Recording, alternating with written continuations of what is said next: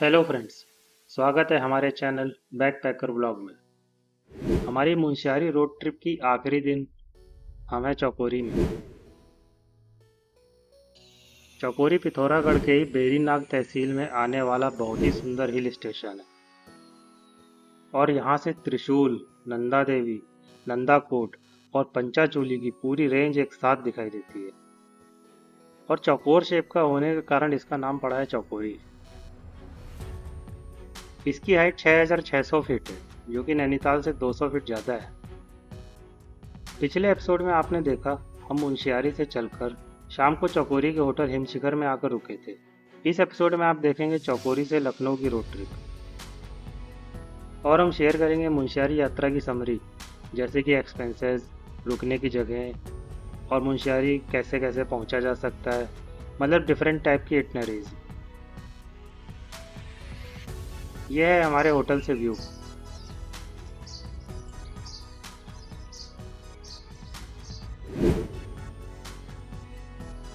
और ये व्यू है केएमवीएन से। पिछले एपिसोड में मैंने आपको बताया था हम केएमवीएन में क्यों नहीं रुके थे।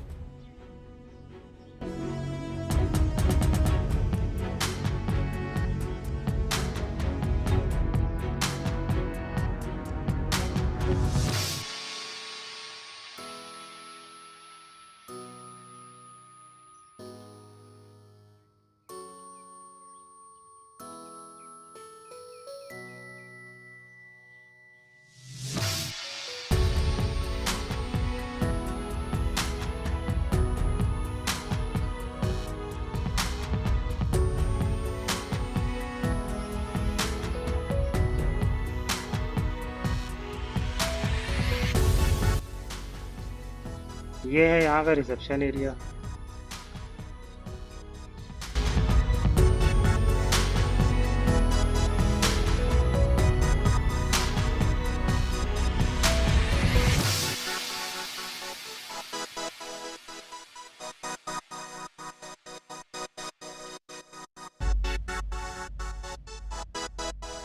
कुछ ऐसा है रूम।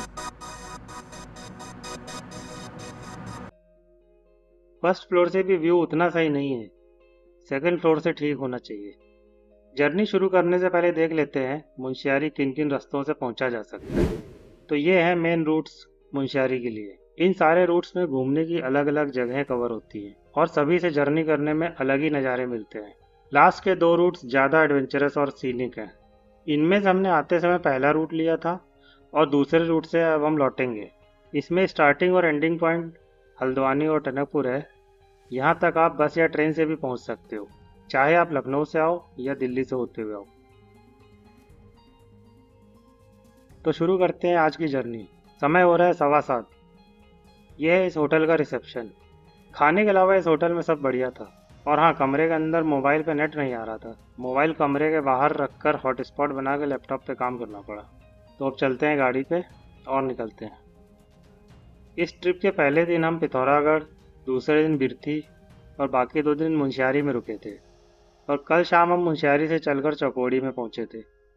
अब तक की एक्साइटिंग जर्नी के लिए पहले के एपिसोड जरूर देखें। जैसा कि कल के एपिसोड में मैंने आपको बताया था, कल के बाद से ट्रकों का ट्रैफिक इस रूट पे ज़्यादा है और सड़क भी पतली है उस हिसाब से।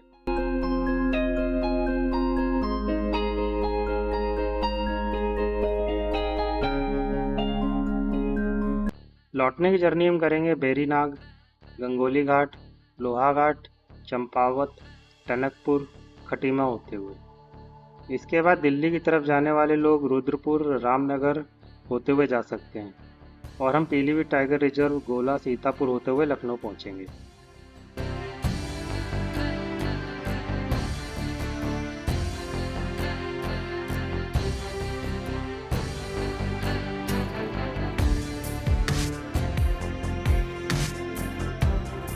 ये आ गया उडियारी बेंड।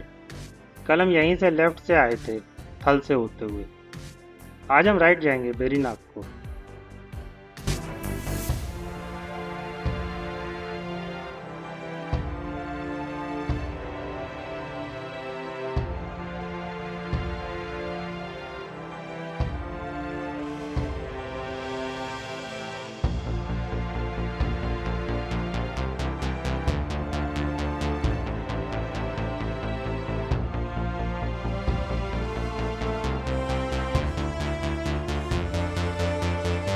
यहाँ से बेरीनाग 8 किलोमीटर और गंगोली घाट 33 किलोमीटर है।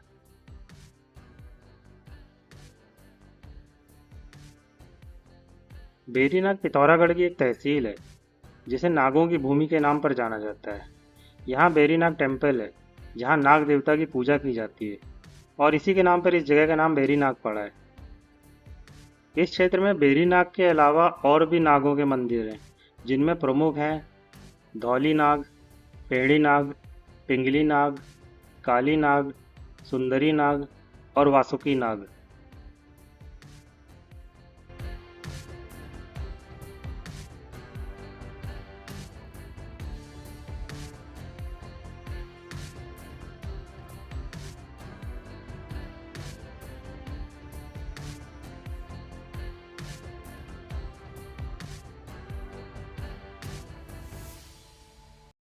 और ये हम पहुंच गए बेरीनाग।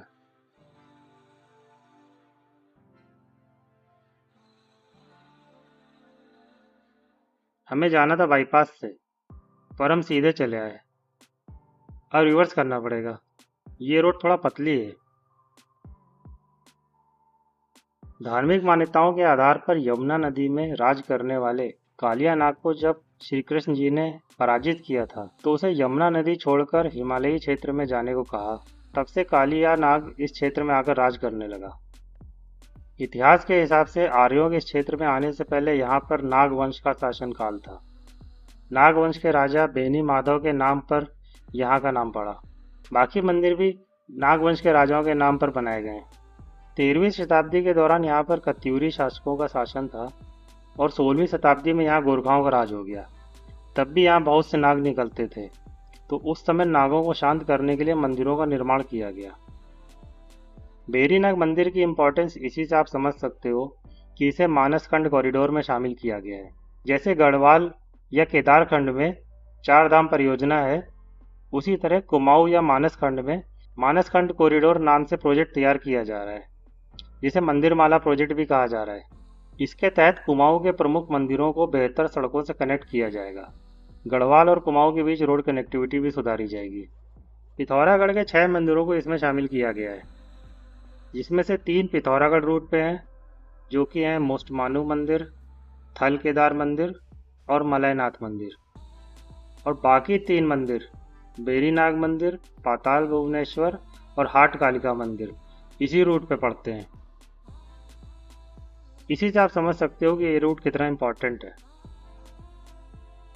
पाताल भुवनेश्वर मंदिर बेरीनाग से 30 किलोमीटर की दूरी पर है और हाट कालिका मंदिर वहां से 16 किलोमीटर की दूरी पर गंगोली घाट में स्थित है।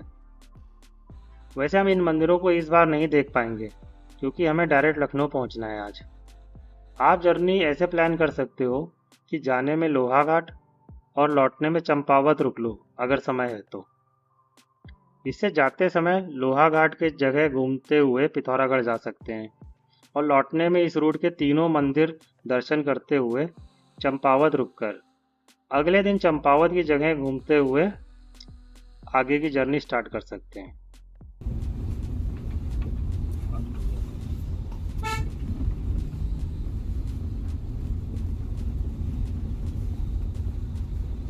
बेरीनाग सीमा समाप्त। वैसे चकोड़ी की जगह पाताल भुवनेश्वर में भी रुका जा सकता है मंदिर के पास। वहाँ से भी व्यू बहुत अच्छा है और दर्शन भी सुलभ होंगे। पर वहाँ होटल में बुकिंग बहुत पहले से कर लीजिए अगर मई जून में जा रहे हैं तो। मई एंड में हमने ट्राई किया था, हमें एक भी जगह होटल या होम स्टे में नहीं मिली, जबकि 8-10 दिन पहले बुक कर रहे थे।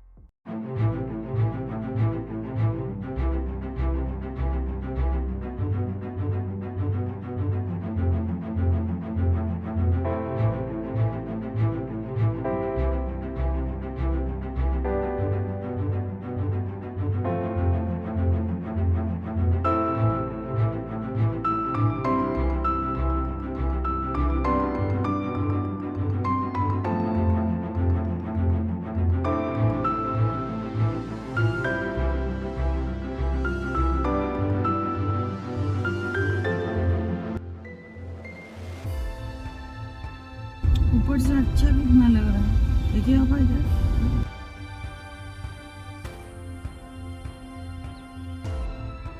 एक्सपेंसेस की बात करें तो इस रूट पर बढ़िया होटल और होम स्टेज 1500 में रूम ओनली और 2000 तक में इंक्लूडिंग ब्रेकफास्ट एंड डिनर मिल जाते हैं।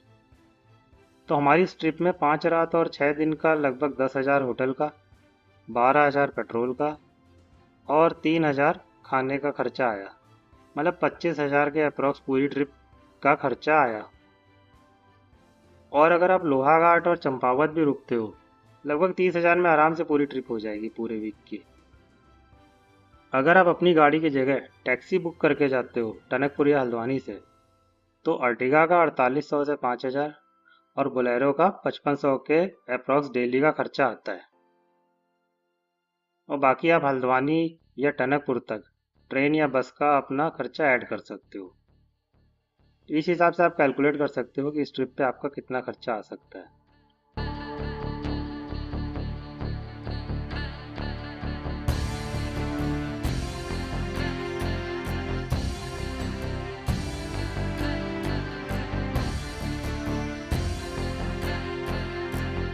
दोनों को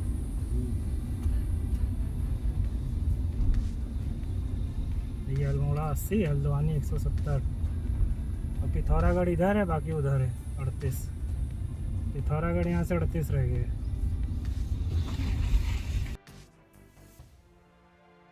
यह है सरयू नदी का पुल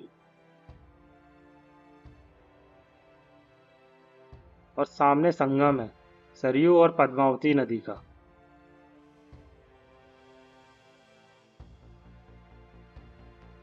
और ये पुल है पद्मावती नदी का। इसे पनार ब्रिज भी बोलते हैं।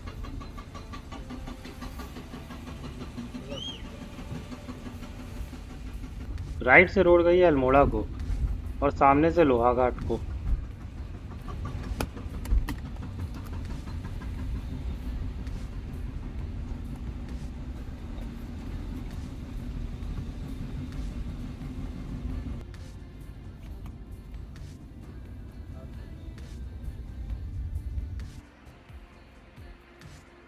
यहाँ पे नदी और पहाड़ क्या सही लग रहे हैं।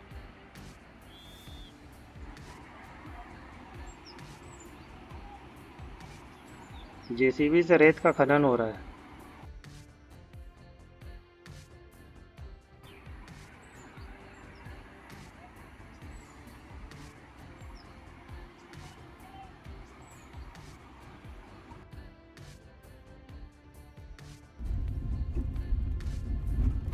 ये ट्रक वही खनन वाली रेत लेके आ रहा है नीचे से।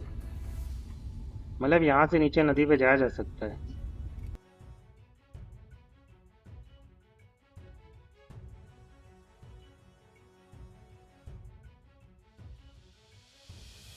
और अब लोहाघाट शुरू हो चुका है। लोहाघाट और चंपावत की घूमने वाली जगहों की जानकारी के लिए इस ट्रिप का दूसरा एपिसोड देख सकते हैं।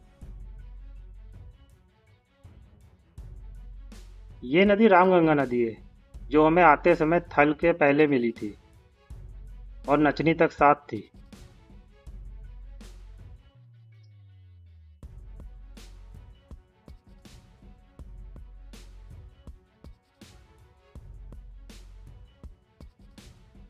यहाँ लंगड़बाजी चल रही है। पिथौरागढ़ यहाँ से लेफ्ट 29 किलोमीटर और लोहाघाट सीधे 33 किलोमीटर है।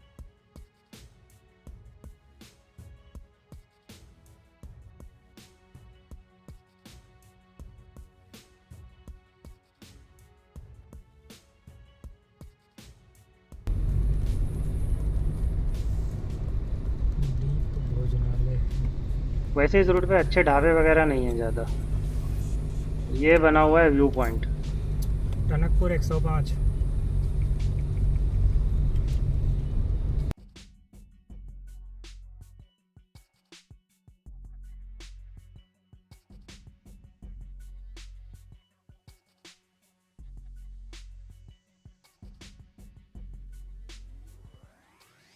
यहाँ से लेफ्ट रोड गई है अबाउट माउंट को, जो टूरिस्ट अट्रैक्शन है लोहाघाट का। सामने लोहाघाट के देवदार का फॉरेस्ट क्या सही लग रहा है। ये लोहाघाट का लग्जरी और महंगा होटल है। MJ hotel and resort. यहाँ से लोहाघाट के जंगल का फ्रंट व्यू मिलता है।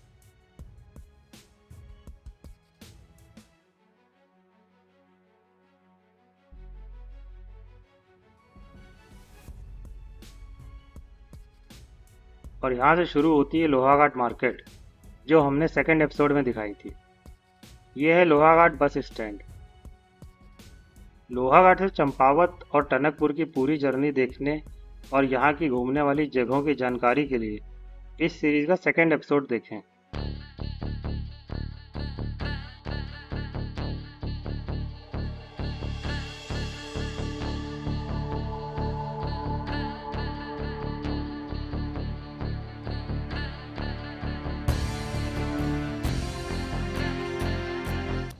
अब हम पहुंच गए हैं चंपावत।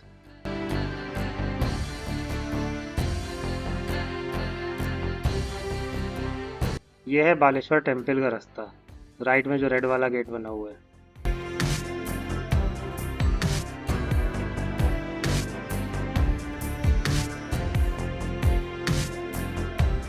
लेफ्ट साइड से गोलू देवता मंदिर का रास्ता जाता है। इसके आगे है KMVN चंपावत। यहाँ से फिर हाईवे शुरू। ये हाईवे भी चार धाम परियोजना का हिस्सा है।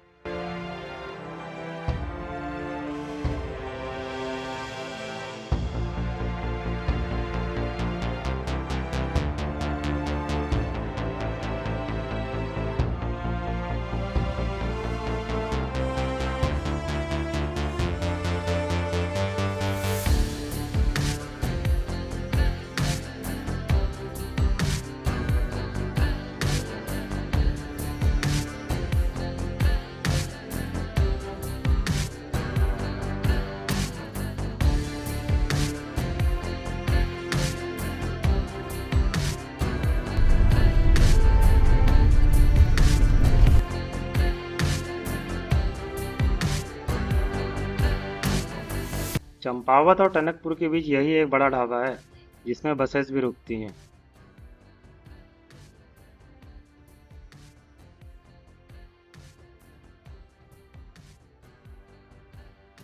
अब पहाड़ी क्षेत्र समाप्त हो रहा है। यहाँ से लखनऊ तक की पूरी जर्नी देखने के लिए इस सीरीज का पहला एपिसोड देखें। यह है खटीमा की मार्केट। दिल्ली नोएडा साइड जाने के लिए अब यहाँ से राइट रुद्रपुर रामपुर होके जाया जा सकता है। सीधी ये रोड पीलीभीत चली गई है, पर हम लेफ्ट से पीलीभीत टाइगर रिजर्व होके जाएंगे।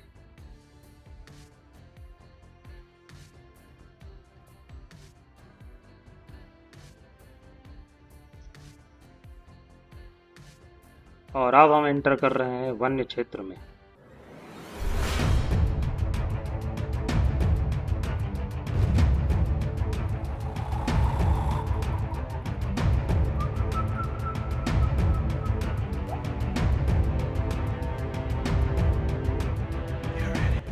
वैसे जानवरों के नाम पर केवल बंदर ही मिले हैं।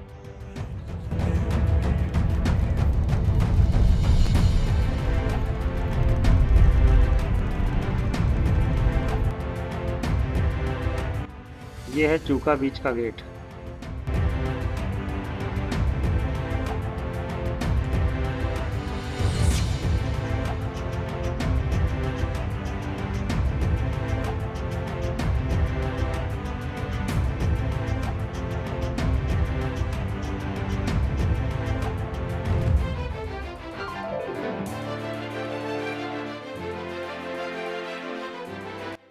पूरनपुर की क्रॉसिंग आ गई और मैप फिर से वही लेफ्ट साइड से रास्ता दिखा रहा है जिसमें हम आते समय फंस गए थे।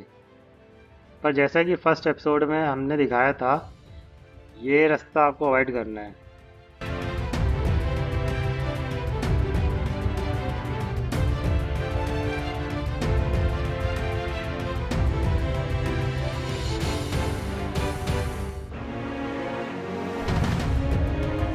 तो इस एपिसोड और सीरीज़ में यहीं तक। अब मिलेंगे अगली एक्साइटिंग सीरीज़ में। अगर ये सीरीज़ और जानकारियाँ अच्छी लगी हों तो इस वीडियो को लाइक करें और हमारे चैनल बैकपैकर व्लॉग को सब्सक्राइब करें। Thank you.